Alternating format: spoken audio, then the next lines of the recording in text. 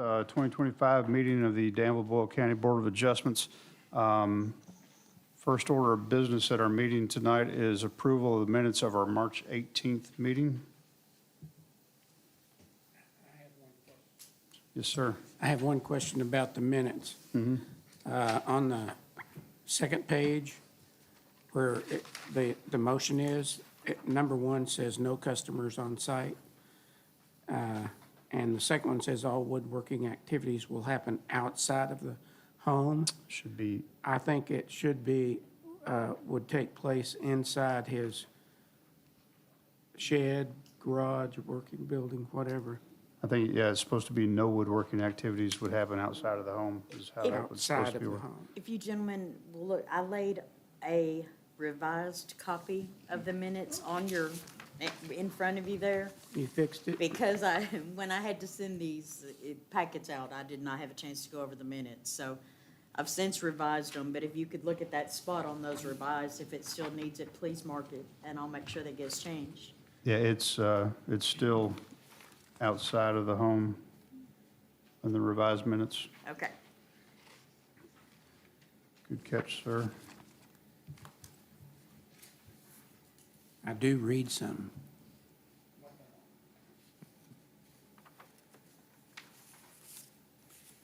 Would you like to make a motion to approve?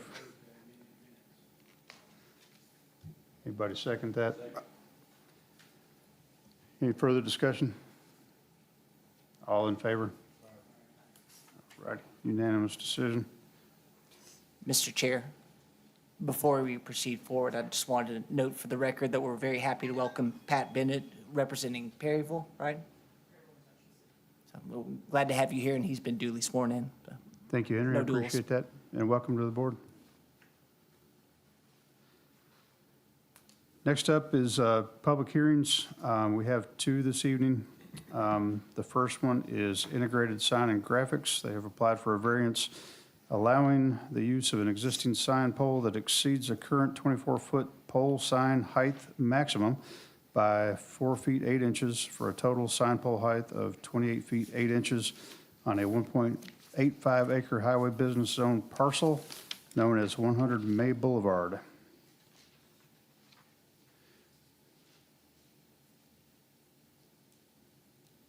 It's up to you to present Oh, I'm sorry. your staff reports.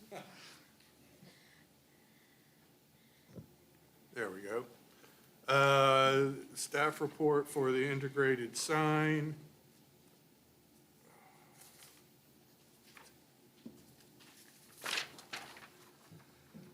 Request has been filed for a variance to allow the retention and resurfacing of an existing sign that's been deemed abandoned due to the property's vacancy exceeding 1 year. They're seeking a variance to preserve the existing sign frame and structure and update the sign face to reflect the new business. The only condition proposed for the subject property is to retain the existing sign structure and replace the sign face with the updated business. There's some photographs in there where you can see the frame of the sign. I can't really explain how it is that it got that way. It wouldn't really conform in that present state, but it's not a multiple sign. They're not looking for a whole bunch of banners running down it. It's for a bank, and it's just one sign, double-sided. But the variance that they're requesting is not to exceed what had been there previously, but to be allowed the exact same size sign as was there in the past. Yeah, without removing it, they would just, I guess, update it and, Change the face out. yeah. Was it originally multi-parcel signage? No, it was just, what was it, KFC, I think? Yeah, Okay, yeah. that's right. Just Yeah. a little bit taller right. than what is the standard now, but sits further back off the highway, so. Yeah. Is that all from staff? That's all from staff. Would the applicant like to come up and say a few words about their proposal? You don't need to, but if you want to. It's pretty cut and dried. All righty. Anybody here to speak in support of this variance? Or anybody here to speak against that variance? Now is your time to step forward. Being none, we will close the public hearing portion and start our deliberation as the board. Any,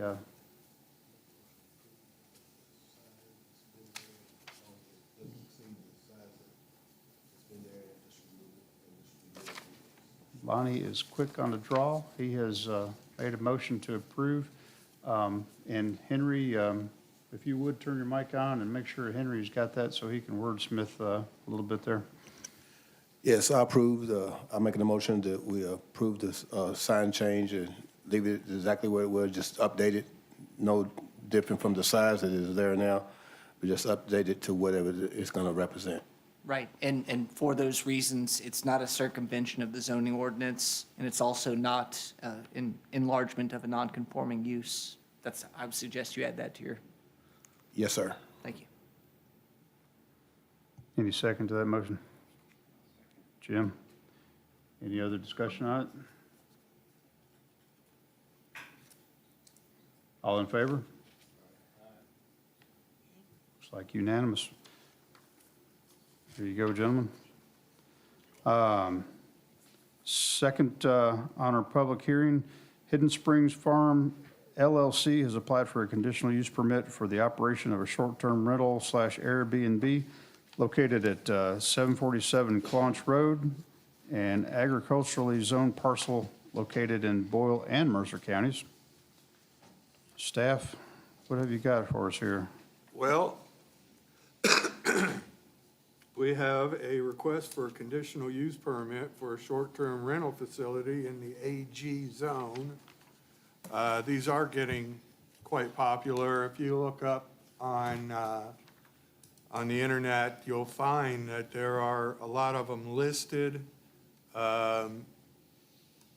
It hadn't quite determined yet whether this is the kind of thing that's going to sweep the county with active rentals or anything, but the eventuality has been anticipated, and a conditional use for bed and breakfast and short-term rentals in the unincorporated county is something that's in the zoning ordinance now. So pursuant to that, Article 4, Section 4.4.4 and 4.4.4A, uses in this district are shown in table, use the table, category standards, and things like that. The applicant's statement had suggested conditions of approval. When considering a conditional use permit, the Board of Adjustments may attach certain conditions to its approval, which it feels are necessary requirements. The applicants have submitted the following conditions with their application: maximum capacity of 6 guests. Parking spaces will be provided for 3 vehicles on site.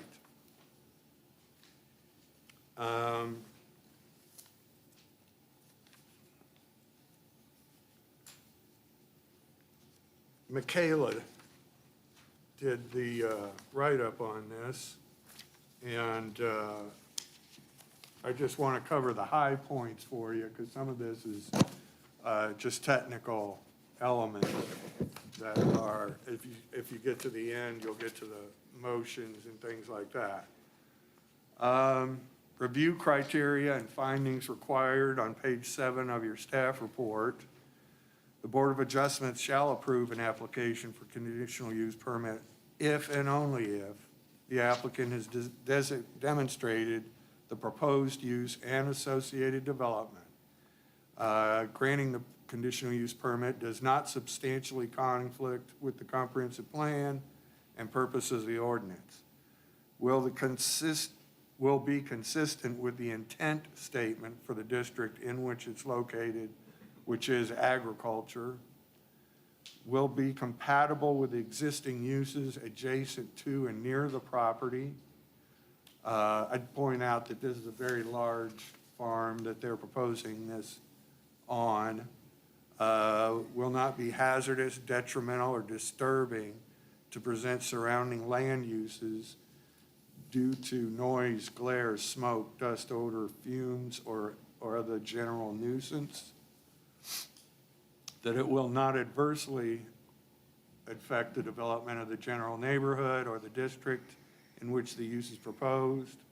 That it will be consistent with existing and planned pedestrian and vehicular circulation.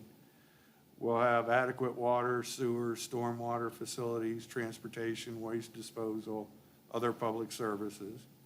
Will be developed in a way that will preserve and incorporate any important natural features of the site and will conform to any specific criteria or conditions specified for that use elsewhere in this article.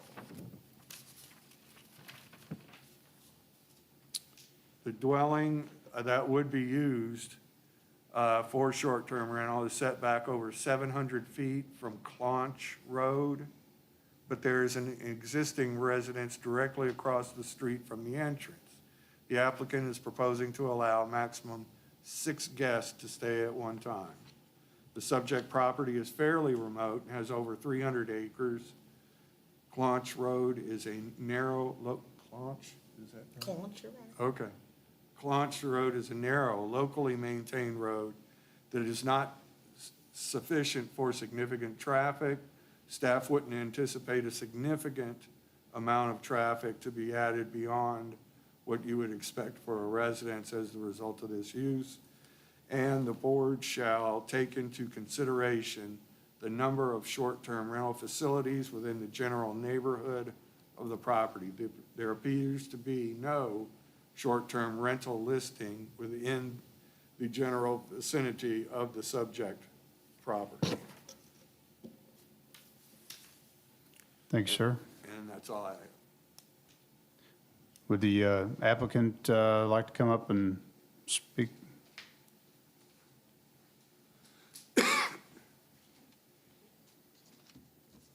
I'm Dale Shepperson with AGE Engineering, and I've got some drawings here I'm just going to pass out just to show you a little bit.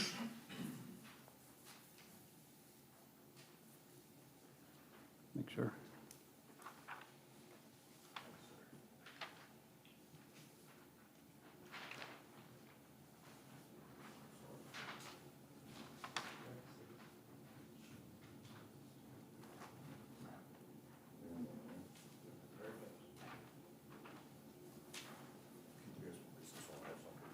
Sure. Okay, well, give it to me later, so I'm put it in a minute.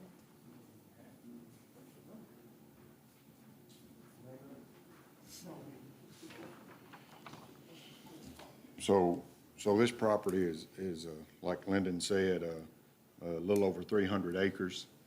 The house that Airbnb would be used for basically sort of sits in the middle of the property.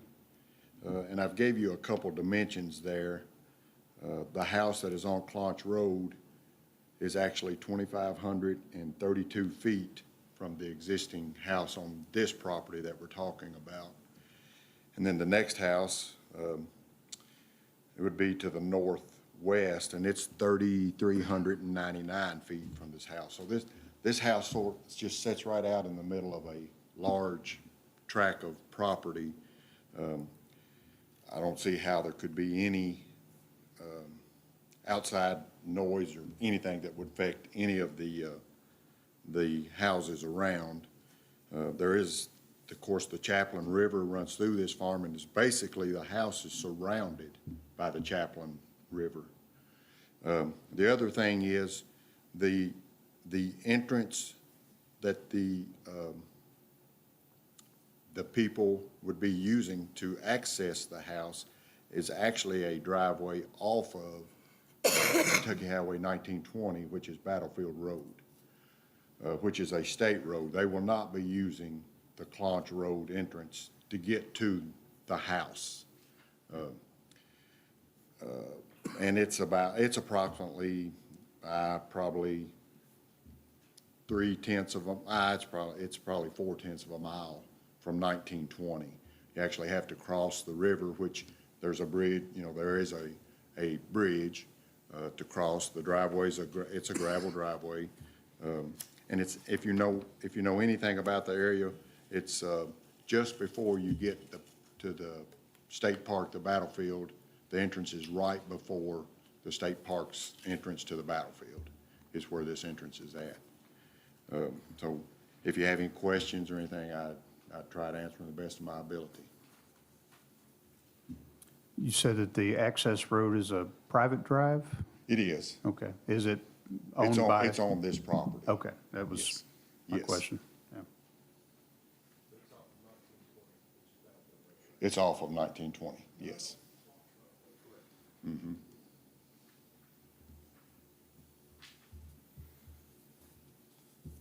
Any other questions? Thank you all. I have a question. Oh, yes. How many bathrooms are in the existing house? Is there 2 bathrooms or one? One currently. Okay. Is it a 2-bedroom then? Yeah, it's a 2-bedroom. There is another room that you could probably use as a bedroom, but it's basically 2. Okay, Thank you all. thank you. Anybody here to speak in favor of this conditional use permit? Anybody here to speak in opposition? All righty, being none, we will close the public hearing portion and try to come up with a decision here. Awful quiet down there, Mike. I see no issue with what the gentleman's wanting to do. It's his property, he owns the largest portion of property out there. It's coming in on a private drive. It's a state highway that's a 2-lane highway where the entrance is coming from, which makes a great deal of difference as far as coming off of Clonch Road, which may adversely affect some of the local people there from a time-to-time basis. But being off the state road, I think this is a slam-shut case. Pretty easy decision for me. I'd like to make that in the form of a motion, sir. Sure. I make the motion to approve the conditional use permit for a short-term rental facility located at 747 Clonch Road with the following conditions. The use is not detrimental to public health or safety or welfare in the zone in which it is proposed. The use will not contribute towards an overburdening of public infrastructure and/or services. The use will not result in increased traffic congestion that otherwise meets the requirements for the zoning ordinance. Good enough for you, Mr. Henry? I thought that everything that you said before you made the motion was a sound justification, so I'm taking down large property, comes off of a 2-lane road. And was there another data point that you had for it? No, sir. All right, well, those 2 should support the motion, I think. Perfect. Sounds good. I second that. Lonnie? All righty. Any other comments, questions? All in favor? Aye. Looks like no opposition. There you go, sir. Thank you. No other public hearings today. And I see that there's no old business. New business, we have a discussion regarding a joint planning and zoning ordinance sign standard table. Can you elaborate on that, somebody? Henry, I brought this up to Henry, and Henry asked me to bring it up to you. Previously, the board had made a decision about this 96 square foot or percentage of the facade, however, whatever's greater. Yep.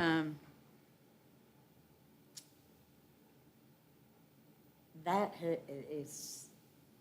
has not always been followed necessarily. That's the only place that that is mentioned in the ordinance. And I guess basically, if we leave it, everything is gonna end up coming to you all because 96 is not actually a very large wall sign I in the agree. grand scheme of things. Yeah. So I was wondering if I had permission from the board to attempt to take a change to the commission to take the 96-foot out of there and leave it a percentage of the facade.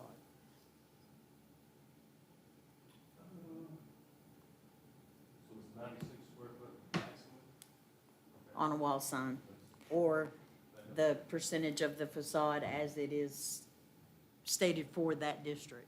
I think that that's consistent with the interpretation that we've made, I think is why it's viewed that way. I don't think the language strictly says that, which is why I want to fix it. We good as long as we stay under 96 feet, right? That's what we're saying? No, we're not, okay. What's that? I said, I'll ask whether we good as long as we stay under 96 feet. Okay. Dr. Miles? If we just strike, that might mean the sign would have to be smaller. The or allows a minimum of 96 square feet. It allows at least 96 square feet. We've not allowed up to 96.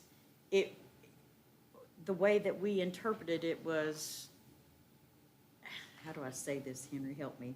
96 was regardless of how much facade you had, regardless of what 10% of that facade came to, you could only go up to 96.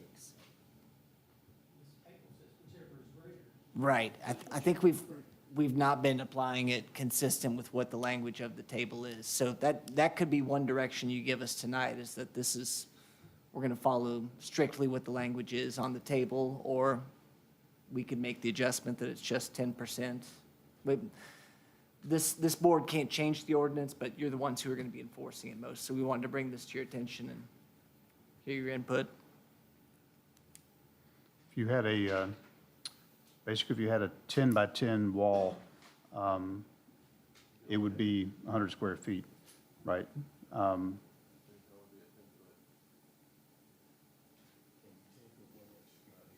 Yeah. Which would be larger than the 96 square feet. And it would be hard pressed to find a facade smaller than 10 foot by 10 foot. So taking out the. I see the dilemma.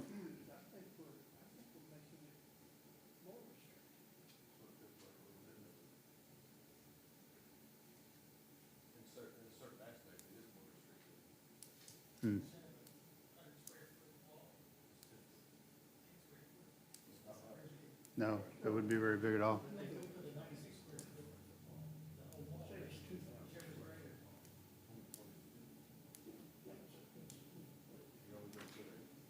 I'm going to make a humble request for, if I'm watching this later on YouTube, that you all tap the button down here to turn your mic on. Yeah, definitely make sure you do that. Helps with the minutes, doesn't it? All I can, I can say that just about every sign that we're gonna do, or especially in the highway business district, is gonna be above 96 square foot on a wall sign, just by the percentage that they're allotted. Yeah. Of course, in central business, it may not be.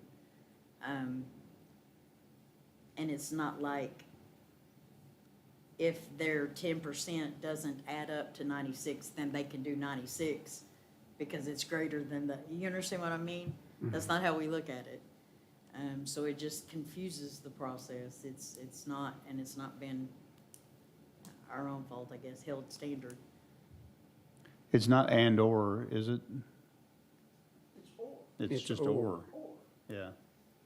Or whichever's greater. that's right. And I think if we make this change, we're say the building is 10 by 50, that's 500, right? Then they could only have a 50 square foot sign. Now, if we leave the or in, they could have 96. Yeah. And I think that's a better way to help the business. So we interpret it differently. Because that's like the opposite of the ruling that BOA made on this in a case not very long ago. Can you clear this up? So Are you talking about the CHI or something before that? Something before that, actually. Okay. It was, USA Signs, brought it here and was arguing that 96 square foot argument. And the board ruled that it was a percentage of the facade or 96 square foot, whichever was greater. I So don't their remember that. percentage was less. They were trying to do it for 96 square foot, even though they didn't have the facade to match that, which is what I'm picking up with what you're saying. Was that the one Correct. in the shopping center in Southtown? They were opening the Yes. store. Their facade, when you were looking at that, it wasn't the entirety of the front of the building. It was just the area that they had for signage above the doorway. Is that correct? Like, no? No, I don't think so. It was whatever their leased unit facade would measure. I think instead of asking to change, maybe a better way to look at this would be to look at some of the past rulings that we've made decisions on, and we can all look at those and see how we voted in the past and kind of go from there. Think? Yeah.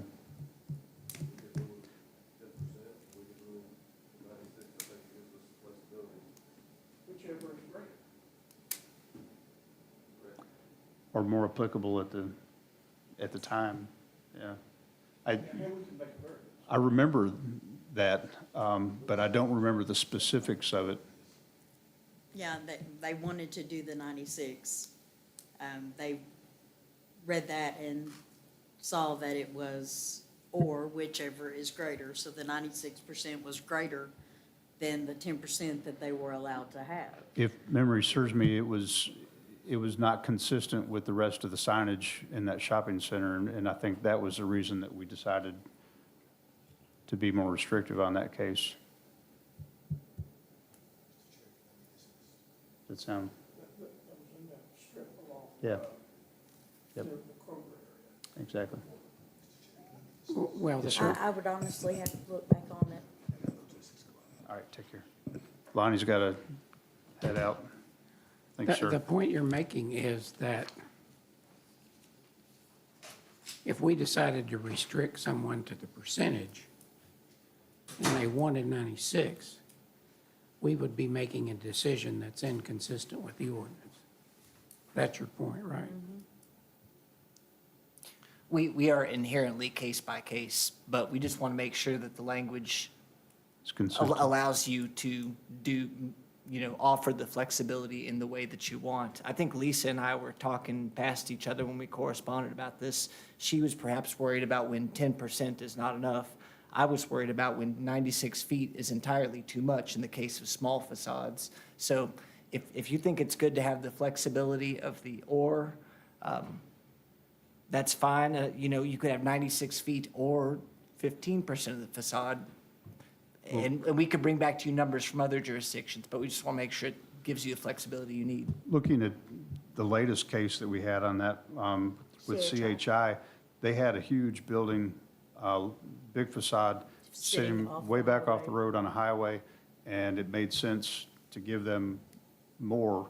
But I think on the other one, that it was the opposite. They had a small space, and it wouldn't look consistent with the rest of the shopping center's signage there, and that's why we were more restrictive on it. So I do think maybe a case-by-case basis might be the way to leave it. Henry, Just a point of reference. Drake's, the whole side of the building says Drake's. Is that not a sign? Exactly. And I mean, that is far more than Me 96 square Pueblos. foot. But it's front, Many others. But it's applicable to the building. but it's less than 10% of the wall. I don't think so. Oh, you think it's more? I think it's way more. It's I probably think one thing you have to 25%. include is how do you measure a facade? Because the buildings are shaped differently from one to another. Are you looking at just the area where the sign would be, or the entire front of the building? The entire. Sure. So we would need to have that, then come up with a couple of different options for how to set those limits and how to grant the Board of Adjustments the authority to vary that when reasonable. I agree. I think it may be a little bit premature to ask planning and zoning to change that ordinance. I think we may need to look at this a little bit more in depth. may I ask a question? Yes, absolutely. Do you want to suggest some language that would satisfy the conundrum? I think we'll come up with a couple of different versions. And I don't know when this will come along. I'm Lyndon Smith. I work for the Bluegrass Ad. I'm just an interim director until a new director is hired. So the Planning Commission is right at the very end of the comprehensive plan. Once that gets done, then I'm sure they'll want to turn to issues in a zoning ordinance, just like this, and try and find a reasonable compromise for that, that's, you know, broad enough to cover every situation, but also allows for a reasonable outcome on it.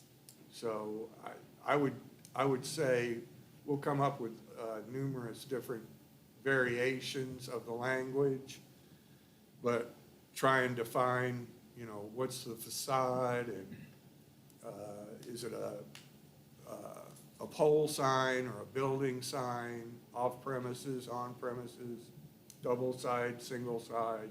There's lots of issues in there. Yeah. My main point for bringing it here to begin with, Ruggles, Elizabeth, who did the sign for CHI, right? She has other businesses up and down the bypass. Our businesses on the bypass set off the road. They have larger signage. Yeah. So when we put a 96 square foot cap on their signage, which is what the judge, you know, that's why Michaela brought it here as she did the other day. Every time I go to do a sign for any kind of our business district, we're gonna have to be coming here. Yeah.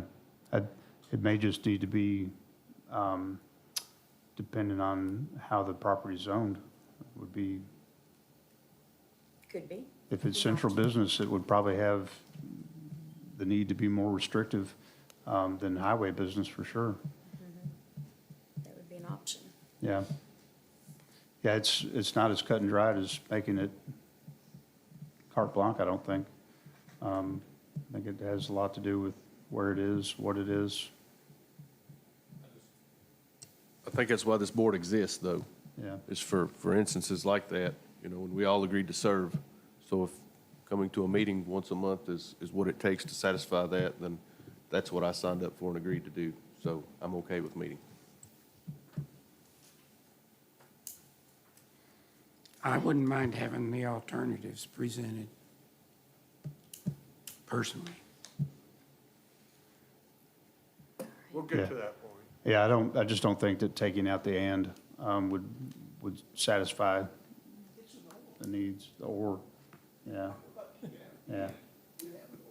Yeah. Excuse me, the In or. quotes, or. Just or. So, maybe, It sounds to me like you're suggesting that the planning commission will see this as an inconsistency and that in reviewing the ordinance, they're going to come up with a request or a question like yours. Don't you, do you anticipate that?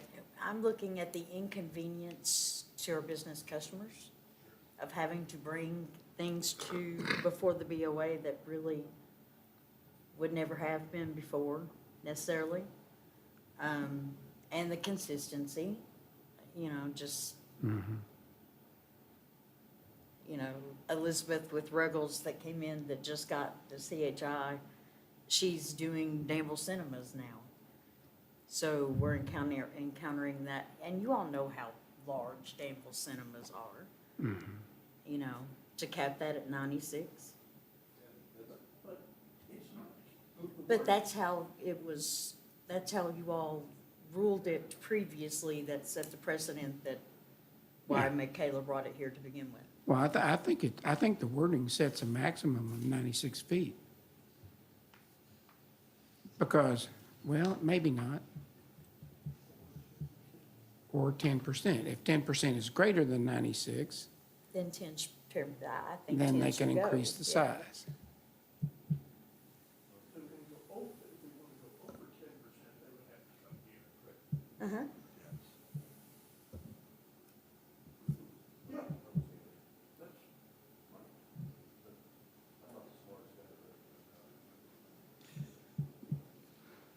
That's Don't say that.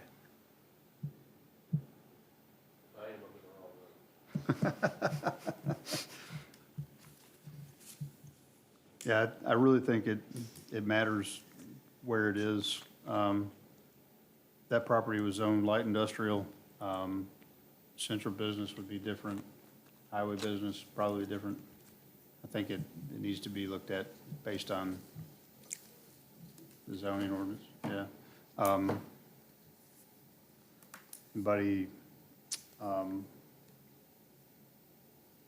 to make a motion? No, Okay. just discuss it. All right. Thanks, Will. Please come back with what you want to clarify. Okay? Okay, That's my request. okay. I agree with that, yeah. All righty. That is all the new business, unless there's something else. I I'll look move for to a adjourn. motion to adjourn. Motion to adjourn. I second. All right. All righty. All in favor? Aye. Thank you all. Have a great evening.